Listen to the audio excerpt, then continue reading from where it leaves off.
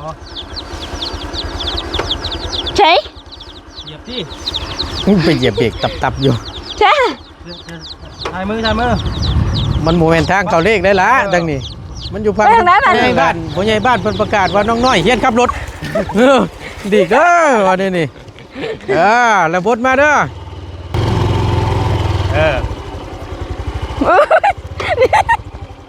เองแม่มันจะ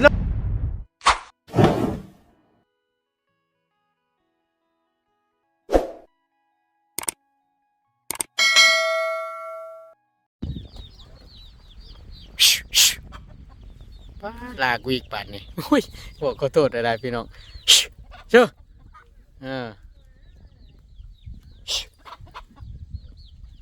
ไปแต่แม่จะนานพักเงินบ่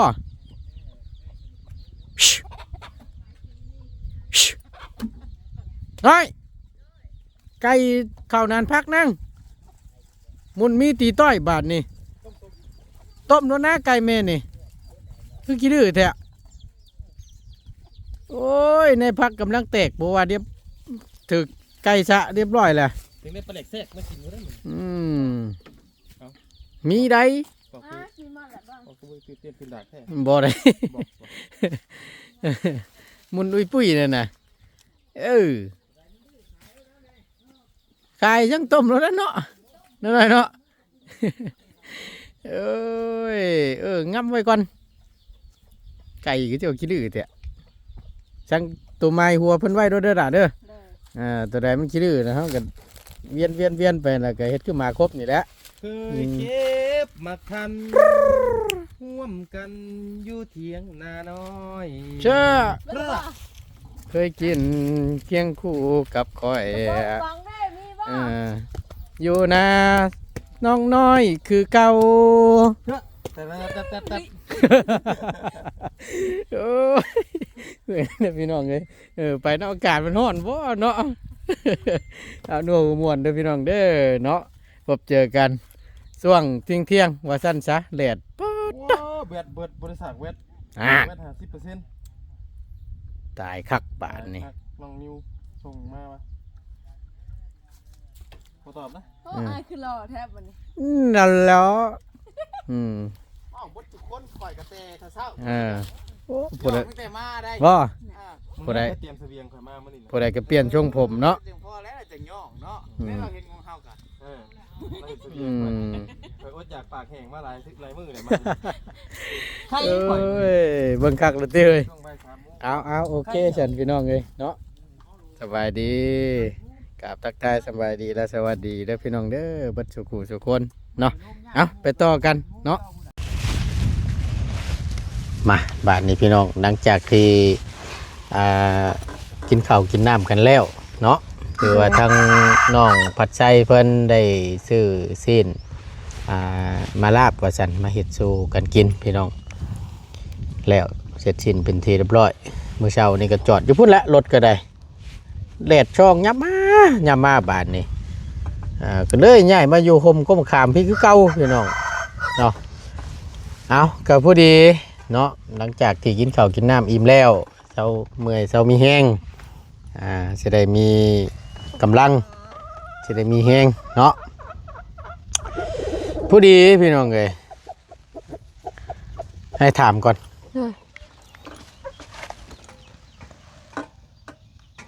ตัวขับรถเป็นอยู่บ่เคยจักเทื่อว้าวดีนะอีลีบ่เคยบายเทื่อบ่เคยบายอยู่เคยขึ้นชอนไทยมันเคยบายอยู่แต่บ่เคยขับจักเทื่อแต่ว่าขับเองนี่บ่เคยโดยแม่นมีแต่ชอนไทยโมน่ะได้อยู่เลยแสบตาทั่วเป็นอย่างดีมือได้ล่างโยมือน่ะล่างแหละนี่พี่จังว่าแสบตาสั่นมันฮ้อนเพิ่นก็เปลี่ยนใส่เสื้อแขนยาวบาดนี่พี่น้องเอ้ยสบายดีงอบเด้อน้องเด้อสบายดีโดยกราบทักทายสบายดีและสวัสดีพ่อแม่พี่น้องกันอีกครั้งนึงเนาะพบเจอกันพอดีนี่แหละแม่ก็ใส่บ่ตูนเรือรถจักรเนาะ เอาคำจังสั้นเพื่อมีบุญวาสนาได้ฮอดจอดถึงบ่แน่ได้เนาะเพื่อผู้ใหญ่เพิ่นเบิ่งอยู่นี่เพื่อเพิ่นตัวขับรถเป็นบัดชื่อรถจักรให้ก็มี โดย เพราะฉะนั้นล่ะมาทำความเข้าใจมันก่อนฮู้อยู่แล้วว่ามันเป็นแบบใดฮู้อยู่มานี้คือสิบ่สูงปานใดดอกพี่น้องเนาะคือสิได้อยู่ดอกลองมึงเด้อลองเบิ่งฮึบ ว่านักอะไร นักได นักบ่ได้นัก หือ นักบ่แพ้หรอก ลองค้ำมึงดูนั่งกันเลยบ่มันของไทยเด้ โดย บ่ได้คือของมาได้ได้บ่ได้คือของจีนได้ฮะอันนี้ก็ไทยคือกัน บ่ รถน้องเพิ่นนี่ก็ได้กล้าว่าได้บ่ บ่ บ่ได้ สูง สูงโพดขาบ่ถึงบ่ แม่ นั่งมินๆก็บ่ได้บ่ลองดูลองลองกล้าว่าสิได้อยู่บ่ บ่อย่าลง เงินล่ม เลย เดี๋ยวสิให้ลองเบิ่งเดี๋ยวสิให้ลองเบิ่งนี่ เลย พยายามร่วมเลย ฮะอย่ามันล่มบ่ เลย บ่ยากไอ้แนมเห็นอยู่คนที่จะครึ่งให้ตัวได้ มาย่าบ่ เเคยนั่นแหละ แล้วเห็นยัง เอาระดับแรกนี่ต้องทำความเข้าใจมันก่อนในการจะเฮียนขับรถขับล่างเนาะอันนี้บ่ตูนสิบอกเปิดกุญแจก่อนว่างบ่เลขว่างอยู่เนาะนะคำว่างนะมันเขียว เลย ถ้าว่าค่าเลขนั่นมันสิติดเลข1เลข2 เลย อันนี้ว่างแล้วเนาะ เลย อันนี้ปุ่มสตาร์ทเด้อ เลย ตัวนี้นี่ลองมึงดูเลขมันว่างอยู่ มอดไปได้บ้าง นั่นแหละ ข้างนี้ บีบแกป่ะ ข้างนี้จะเป็นไฟเดียว เลย ปุ่มนี่เดียวไปพุ่น เลย เดียวขวาเนี่ยไฟมันกระพริบอยู่ เลย แมบอยู่ปั๊บมานี่เดียวซ้าย เลยขวาซ้าย ปั๊บมานี่ตรงกลาง เลย แล้วนี่สิเป็นตาสูงตาต่ เลย ำตาสูง เลย ตาต่ำอันนี้ เลย แล้วนี่สิเป็นแต่ เลย นี่ โอ้ย นี่ประมาณนี้ เลย ในการที่จะนำรถเคลื่อนออก หรือว่าให้ล้อหมุนหลอดบ่ได้ป่านนี้เนาะ มาเงาดิ อืม มาเงา ขอความช่วยเหลือแน่ว่านี่ มาเงาใช่ไหม ขาบ่ยาวแล้วมันยาวแน่พี่น้องเอ้ย มาเงาเว้ย แต่ว่าให้น้องเพิ่นนี่จังใดก็ล่มแท้ บ่เห็น เด็กมันว่าง ในเมื่อเฮาสินำรถนอกให้ล้อมันหมุนเหยียบเลข1เลข2 เลข 3 จะได้เลข1เลข2 ลองเหยียบมึงดู นี่ป่ะ อันเด้1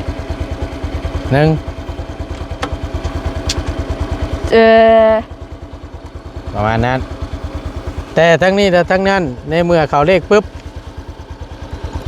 มันสีไว้สีซ่าอยู่ในนี่ได้บัตรอยู่ในคันเร่งนี่ได้บัตรมือตัวขี่ไว้มันก็ไปไว้ขี่ซ่ามันก็ไปซ่าตัวนี้ เลย เพราะฉะนั้นเราควบคุมอยู่ในตัวนี้ ควบคุมอยู่ในคันเร่งนี่ เลย เบรกให้เตรียมพร้อมพอเขาสิตำแล้วก็เบรกพอนลงคันเร่งนี่ พอสิตำเอาละขั้วเป็นเบรกบ่ได้เด้อ พ่อไม่ได้ดอกอันนี้ อ้าวอันนี้ในเมื่อนั้นถ้าจะเฮียนนี่เดี๋ยวเอิ้นบ่ยามาก่อน เบาเงาใส่แล้วนี่ เรา เบาเงา เราอยู่ใส่ เบาเงา เอาก่อนจะอันนั้นเบิ่งบ่ตุนสิเอานี่ให้น้อง นี่ เพิ่น ข ก่อน นม เออ ถ้าจะเอาขนมให้ เอาตัวเอามา มา เบิ่งเอานี่ให้น้องเพิ่นก่อนพี่น้องเอาพอฉะนั้นแล้วต้องเพิ่มตัวนี้ก่อนเด้อเสากล้วยซาเขียว เลย เพิ่มพลังก่อน เลย กินก่อนจะได้มีแห้งหวานอยู่บ่ แซ่บ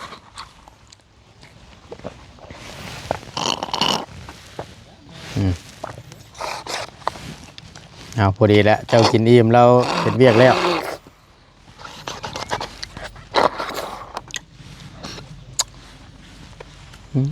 เนาะ แซ่บ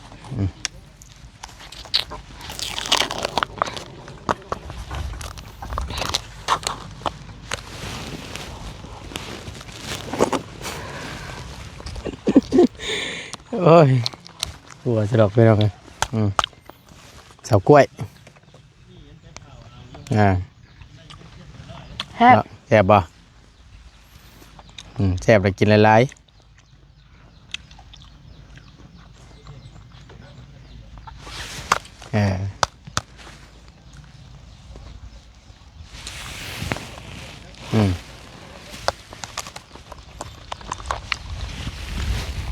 ไหน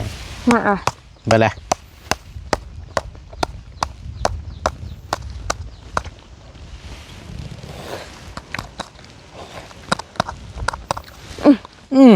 จกรถเป็นยังนี่ มาผู้ เดี๋ยวจังหน่อยเพิ่นมามีตัวทำความเข้าใจก่อนเนาะพอล่อมันมุนดุยแบบเหยียบเลข2พอ1กับ2นี่เป็นเลขปืนเด้ เลย เป็นเลขปืน มันจะเป็นอยู่บ่น้อง เป็นเอาถามนะถ้าสมมติว่าตัวได้รถเด้ เทียน เฮียนไผสิสอนตัว บ่มีข้าวลาหัวน้ำมัน เอาละกลัวนะโมนี่ตายคักป่านนี้เนาะคุกลูเรียบร้อยรถ เอาเบรกแล้ว เอาเฮ็ดเป็นเบรกบ่คุกลูนะ แม่น ลักขัวนี่เอาเป็นเบรก โดย บ่ได้เด้ตัวน่ะเอา แล้ว บ่ นอนแล้วนอน บ่ตูนสิให้น้องเพิ่นอันนี้พี่น้องเอ้ยลองเฮียนขับเบิ่งเพื่อเพิ่นได้รถไล่ล่างมามันก็จังสะดวกสบายมันจังบ่ยากนะมีแต่ว่าให้น้องเพิ่นเฮียนเบิ่งสิให้บ่ยาวนั่นแหละ นอนเลย พอได้อัน แล้วนอนอยู่เปพี่ ไส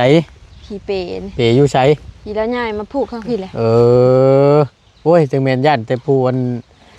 หมู่คู่ญาติเนาะเพิ่นนี่ก็ได้อยู่เจได้ล่ะ พี่ได้เปแล้วผู้ เปอยู่หม่องใดน่ะ ทางบนรถจอดรถกี่ถุนนะ เอิ้นไหมห่วย เบายาว ขอความช่วยเหลือดีกว่า ขอความช่วยเหลือนะ มาหาเฮานะ ไปเช่เฮ้ยไปทางใดเจ้าเพชรน็อตใจแล้วนะ ตอนนี้รอแฟนใส่กระซีบานประตูห้องก๊อก บ่ครบไปแล้วบ่เครื่องเฮือนเครื่องชานน้องเพิ่นฮะบ่ หลังคาอยู่ทั้งบ่แสนเพิ่น มีแต่ว่าเพิ่นขึ้นโค้งแล้วเรียบร้อยแม่นบ่โอ้ไวอยู่ได้เนาะ บ่ได้ไปว่าชะมานนี่ บ่ได้ไปเมื่อวานนี่แวะกลับไปหาน้องลาเพิ่นก็เลยค่ำ ไปบ่ไปบ่ ก็เลยอันออกมาเลยบ่ต้นก็ได้เนาะทางบ่ได้เพิ่นพี่น้องเอ้ยครับเฮ็ดแม่ออกก่อนเด้อประตูเด้อ โดยเจ้าค่อยไปค่อยมาเด้อเดินทางปลอดภัยโผพี่สิบ่ค่อยดอกเบิ่งเสียงคันเร่งนี่โอ้ยเนาะนี่ สอนเท่าแน่ จอนยัง ขับรถ จอนขับรถให้น้องเพิ่นนี่ ฮะพูด ไปกันเด้อ เจ้า เป็นหลักข่อยดิไป เด้ สบายดี เป็นหลักข่อยไปพูด นะคะ ขอบใจเด้อน้องเด้อรับซีนเด้อ โดย ขอบใจเฮงปังๆรอบหน้าเด้อ โดย ซื้อ ซื้อเลขพี่น้องเลยเอาง่ายนี่แหละมาไว้นี่ก็ได้บ่เป็นหยังดอก โดยเรียกเข้า โดย ถูกเลขพี่น้องเงินเฮง เงินเฮงเลี้ยงกับข้าวว่าซั่น แม่นเรียกกับเข้าเพราะว่าคันบ่แวนํกันเมื่อวานก็บ่ถูกซ้ำบ่ยักเจ้าบ่ได้ซื้อเลย บ่ถ้าง่ายได้ชวนแวเนาะ เลย ไปนะลองเบิ่งนะเฮ้ยเห็นนะ ว่าสิบ่ซื้อแล้วทีแรกฮะ อ่า มึงมาบ่เคยซื้อซะวะ วัดเบิ่ง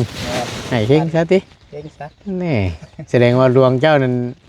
เข้ากันโยกับน้องเพิ่นน่ะ ฮะ ดวงเจ้าเข้ากันโยกับน้องผู้เพิ่นขายน่ะ เอาแหละว่าไปเรื่องบาท อ้าวดีได้ เออ แต่ว่าบางอันเจ้านี่ชื่อนี่ก็ลาดใช่ลาดกลัวนั่นแหละหลวงเพิ่น แม่ดีซะ หลวงเพิ่นแข่งกลัวเด้ โดย ลูกเจ้าบ่ถึกนำ แถวอันเฮือนเฮาใกล้เฮือนฮะ ซื้อหาดาดไส้ดาดพัวอยู่เพื่อเราสู่ฟังหั่นแหละอันงวดก่อนฮะก็ซื้อ01ซื้อ11ออก01ดาด นั่นแหละสิพอสิถึกก็บ่ถึกเนาะ แม่นแต่ ก็สิ นี่ ว่า ซื้อน้ำน้องเพิ่นครั้งแรกเด้ฮะ ถึกเฉย ถูกซับครั้งแรกสิแดงมันเดียวเข้าริมอื่นนะเซล400ละซุ่มพร้อมอื่น ซุ่มพร้อม โอ้ คักฉันก็ว่านะไล่แล้วก็นี่แล้วนี่ชื่อให้เราเด้อรถจักรนี่เด้อ รถจักรบ่อยได้ฮะ เลย ได้รถจักร เลย จัดไป 400ล้านนี่สิถอยออกมาให้รถนี่ไม่ป้ายแรงกันนะ เลยป้ายดำเลย เลย ยังบ่ทันมาบ่ต้องรอเด้อเนาะ แม่ ต้องรอได้บ่เพิ่นว่าชื่อใหม่ก็ได้ เลย ป้ายเพิ่นนี่ก็ได้ สิพากันออกพุ่นบ่ แม่นถ้าว่าสิออกไปหาน้องอึ้งน้องตันก่อนบ่ ตามทางผุนแล้ว โดย ตาสายเดียวตามไปได้ โอ เด้อ เคมีเวลาเดี๋ยวสิเข้าไปเบิ่งนำเด้อ โดย ใช้หมวกกันน็อกอยู่ไส ผุนแล้วผุนบ่ได้ทิ้ง ป้าไว้ลักกัวผู้ใส่ให้อันลักกัวนานพักเวลาน้อยเพิ่นบ่ กันกระทบยันว่ากราบเพิ่นคุบ่ แม่ โอ้ยเดาะยันกราบคุว่าซั่นอึบนี่ยังบาดนี่มานั่งเงินแกะนั่งแงะอยู่บ้านนี่ ใช้บ้านนี่เนาะเอิ้นเพิ่นเบิ่งดูหาอีกครั้งหนึงไปนี่มาเลยนั่งอมพูดอยู่บัดในมะขามแล้วก็โอ้ยให้เคี่ยวน้ำในเด้อ มาแล้วนะค่ะเอากินน้ เป็นหยัง เฮียนขี่รถปัดบ่กล้าเอาไปผู้เดียวขาบ่ถึง กระโตเด้ บ่ใส่เจ้าหั่นแหละขายาวนี่พอได้ครึ่งเด้จังว่าแท้ เจ็บ บ่เจ็บ น้องคนการผิดก่อนนั้นก็ยังเจ็บอยู่ บ่เจ็บ ทอไฟดัดเป็นเสื้อด้วย ต่อไผลาดบ่ให้มันลาดแล้วว่ะตัวนี้วะ ำหันไปน้องพรเนาะ อันนี้น้องน้อยบัดนี้สิต่างกันอยู่จัก อ่ะขอให้เจ้า บ่ค่อย พาชัน ขาสั่นโพดบ่ถึงอาศัยขาเจ้าแหลมยาวนี่ เงาก่อนเนาะ ได้อยู่นะ บ่คอยชงฮัดมาเหมือนนี่ โอ้ยบ่ฮัดก็ได้อยู่ดอกอา ครับ ศัย แล้วหน่อยครับแล้ว สตาร์ทได้เมื่อกี้นี่เหยียบเลขหนึ่งย่านอยู่วะ นิดหน่อยให้กูจะตาร์ทรถได้มึงก็ยังดี เห็นไหม พอบ่ ไม่เยอะครับ นี่ตายซับ เรียบร้อยไป เรียบร้อย เฮ้ยเด้อ เอากับพาน้องเพิ่นเยียนขี่วนอยู่นี่แล้วจังนิดจักหน่อยพอให้ลึง ได้ บัดเพื่ออันบ่นี่ได้เพื่อผู้ใหญ่เพิ่นชื่อรถนี่น้องเพิ่นบัดขับบ่เป็นนะ เนาะ ไม่ยากนะไม่มีหรอก โยว่าเชิญเบิ่งก่อนว่าเตือเพิ่นเห็นน่ะ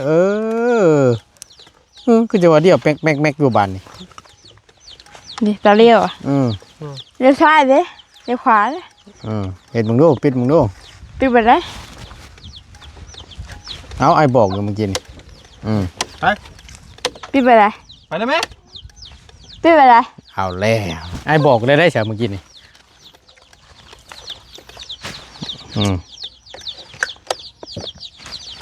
นั่นเองตอนนั้นแหละสิไปทั้งใดสิไปทั้งใดเช็ดบานเช็ดขาเป็นโปรตึงได้พี่น้อง เพิ่มมึงขับรถได้ อยากเงี้ยเอา ไปทางนั้นบ้าง พร้อมสติต้องมาบนนี่ก็ได้นี่นี่ กุย บิดไปเน่มันอุ่นมันหนาวหนาวมันจัดเลยบิดนี่ต้อง เลขยังน่ะ เด็ก ไปเร่งรถ เลขหนึ่งเด้อ คือไอ้บอกกันแหล้วมันสิไว้สิซ่าก็อยู่ในมือเจ้านั่นรถก็ยังบ่ได้ล้างพี่น้องเลย ไปเกียร์หนึ่ง เกียร์หนึ่งได้ป่ะเกียร์หนึ่ง บอ ใช่ เหยียบที่ ไปเหยียบเบรกตับๆอยู่ ใช่ ถ่ายมือถ่ายมือ มันโมเมนทางเขาเลขได้ละดังนี้มันอยู่พังนั่นแหละ อันนี้ เป็น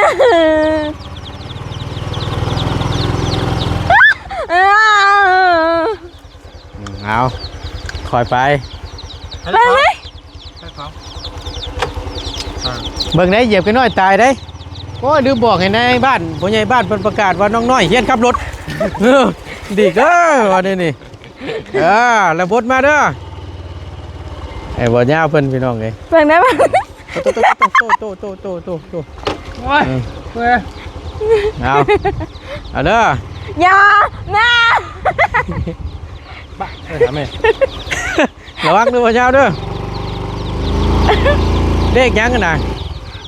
ท้องอย่าเผา เวลาตัวเหยียบเลขน่ะตัวพรคันเร่งมันเด้อ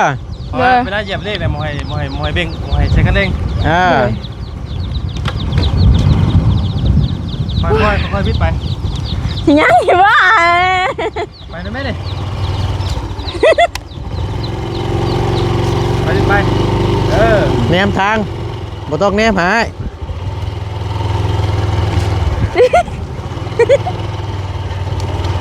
ไปไหนเร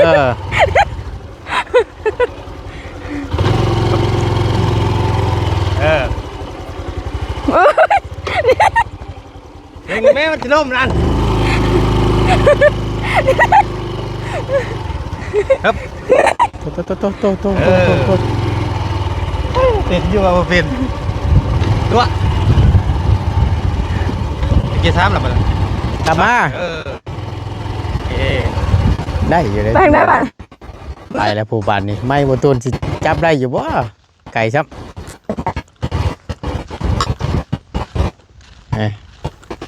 เอาให้เพิ่นเฮียนเบิ่ง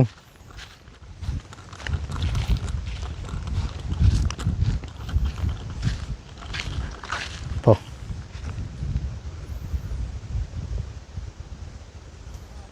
มาเลย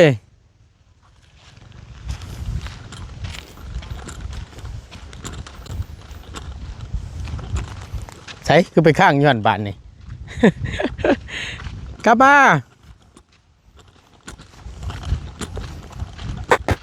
แต่ว่าอย่างดีกันเป็นเลินชะล่างเพี้ยนพี่น้องพอมันกว้างเด้แต่อันนี้บตูนให้น้องเป็นลองมึงปัด โอ้ย เร่งแบบเห็นไหม ได้ยินเสียงปืดอยู่บตูนพูดมาไปแล้วมาแล้วเด้ก็ไต่ไปแท้รับหัวเด้อนะ มาเลย คอยเด้อดังเด้อคอยเด้อ รถได้ละ รถไหนได้นั่งรถไหนได้ รถได้เลย คอยเด้อ ไป เดี๋ยว โตหัวสิขี่ง่ายกว่าโอ้ตาย หมอนี่ นี่คืออยู่บ่โต กระทำมาตรงนี้เนาะ สิเป็นตาเป็นง่ายอยู่บ่อาจารย์สบายดีได้อยู่บ่ มาจากได้บัน โอเคอยู่บ่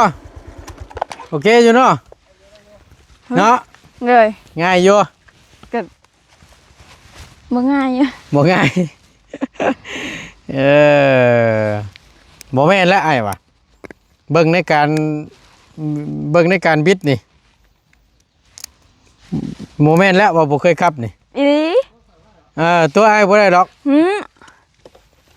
เพราะว่าตัวบิดคันเร่งนี่มันฮู้จังหวะมันแน่ บ่ ต แต่คนบ่เป็นนี่บ่แบบที่ได้พี่น้องเอ้ย อ๋อเฮาก็ฉลาดเด้เฮาก็ต้องหาย่านเด้เฮาก็เวลาเพิ่นค้ำเฮาก็เบิ่งเด้เฮาก็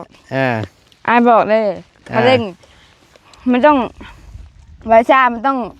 ขึ้นกับตัวนี้เนาะ ถูกต้อง เพราะฉะนั้นเฮาก็อยากได้ไวอยากได้ชาเฮาก็เร่งเนาะ แค่นั้นแหละจังว่าในการควบคุมคันเร่งของตัวมันได้เด้ เลย บางคนบ่เป็นนี่อะไรได้บิดปาดไปย่านอยู่หักคันเร่งในมือนี่บิดจนจำก็มีนะก็สิว่านี่อันนี้ถือว่าสิเป็นไว้อยู่จับแล้วก็บิดถึกจังหวะมันน่ะนะพี่น้องคือน้องเขาน้องกึน้องอันพรคำนี่เอ้ยกับน้องเลยกับน้องพันธุ์เพิ่นอันนั้นก็เฮียนอยู่ในเลิศโรงเรียนอันนั้นก็น้องพันธุ์ก็สิซ้ำตัวนี่บ่จักแหล้วความสูงความต่ำก็ได้เฮียนขับรถเป็นบ่ให้กับเบิ้งน้ำนี่แหล้วกับเบิ้งแต่ก็พอดีทั้งน้องพรคำแล้วก็เพิ่นก็อยู่น้ำแล้วก็บอกคือให้บอกโดนี่แหละแบบนั่นแบบนี้เด้อ1 2 3เป็นแบบไรวนขี่ไปนึงสัตว์ขึ้นโรงเรียนพวกล่มอยู่ในโรงเรียนพวกสิเอารถเข้าไปโรงเรียนบ่วะยังดีได้ยังเงินขึ้นไปฮอดโน่นนั่นเบรกแล้วก็ล้อมันยุดหมุนละแล้วก็กล้วยลงหัดบ่เจ็บบ่ก็บ่ได้เจ็บแต่ว่าขึ้นบ่หันแล้วเพิ่นยังบิดขึ้นไปอีกน่ะมันสิตามโรงเรียนพุ่นละขี่เข้าห้องพุ่นได้โอ้ยพี่น้องเชียนนี่ดอกว่าตูนถ่ายคลิปไว้อยู่พี่น้องเอ้ยในการเรียนขับรถก็ได้นั่นคือบ่เป็นเด้คือสอนลายเทื่อแหละนั่นก็ได้เทื่อนึงม่วนตกกันหนองน้ำมื้อตกหนองน้ำมื้อได้เทื่อนึงน่ะว้ายคือน้องอันพรคำนี่คือกันน้องกื้อเพิ่นนี่ก็ถือว่าเก่งนะเนาะด้วยความที่แบบว่าอยากคู่อยากเห็นละเป็นทั้งผู้น้องนี่ก็คือกันบิดย่านอยู่หกบิดถ้าตรวจไปลบน้ำลายรอบก็มีนั่นก็ได้เพื่อสิเป็นรถกันนั่นก็อันนี้ก็ถือว่าโอเคอยู่นี่เนาะเอาจำนี่แหละพอหอมปากหอมคอเนาะถ้าว่าได้เป็นของเจ้าของดีก็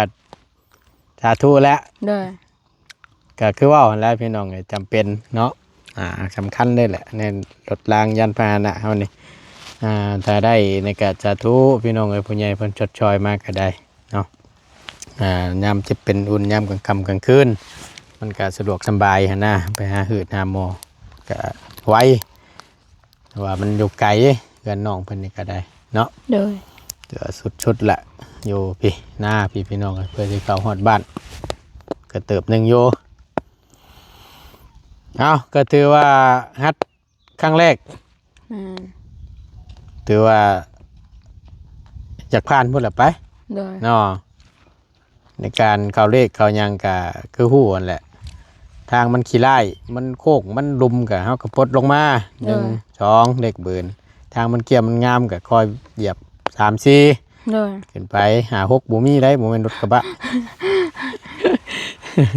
เอาโอเคแหละอยู่ดีมีแฮงสบายดีเด้อนางเด้อโดยภาวนาแหละถ้าง่ายก็ได้ตึบมาง่ายอยู่บ่ง่ายขี่ม่วนอยู่บ่มันหนักนิ่มเนาะรถหนักกับรถเบามันสิแตกต่างกันได้พี่น้องเพราะว่ามันถ้าว่า80 90นี่ถือว่าเล่นได้สบายเลยน่ะมันบกแก่งนะถ้าว่ารถมาเลบอ80นี่ก็เริ่มแล้วบาทนี่เริ่มมีความมั่นใจแล้วต้านกับลมเนี่ยบาทนี่โอ้ยเวียงซ้ายเวียงขวาเพราะฉะนั้นแหละก็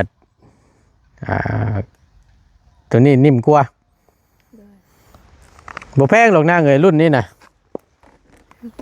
76,000มี7,000 กีบมี7,000 กีบ76,000นี่ก็ได้เนาะ ก็เป็นทั้งเอ้ยฮักก็ไม่ฮักแหละซื้อให้นี่ก็ได้เป็นของขวัญเนาะของฮอนล่าพี่น้องเลยเว็บร้อยไออาหารเว็บร้อยไอว่าซั่นเว็บไอ110ก็ปีที่แล้วนี่ครบปีแล้วปีปลายแล้วกันนี่ก็ได้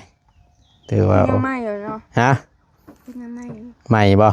ยังบ่ได้ล้างเด้นี่บ่ทันทำความสะอาดเพิ่นอยู่กี่ปุ่นติดทึกๆอยู่นี่ลดได้ปีเดียวได้นั่ง ลดได้ปีหนึงก็สิว่านี่โอเคพี่น้องเอ้ยก็สิประมาณนี้เนาะในคลิปนี้ก็พอดีทางบ่ตูนให้น้องเพิ่นเรียนขับรถมอเตอร์ไซค์ของบ่ตูนนี่แหละเนาะก็ถือว่าในการควบคุมถือว่าโอเคพี่น้องเนาะไม่แต่ว่าไว้มื้อหน้าเด้อให้มันว่างๆแล้วก็จังคอยเรียนครับเรียนหยังจะได้คล่องแคล่วจะได้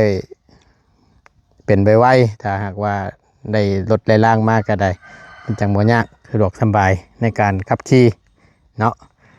โอเคพี่น้องขอบคุณหลายๆอยู่ดีมีแฮงสำหรับคลิปนี้บ่ตูนลาเด้อพี่น้องเด้อสบายดีเด้อ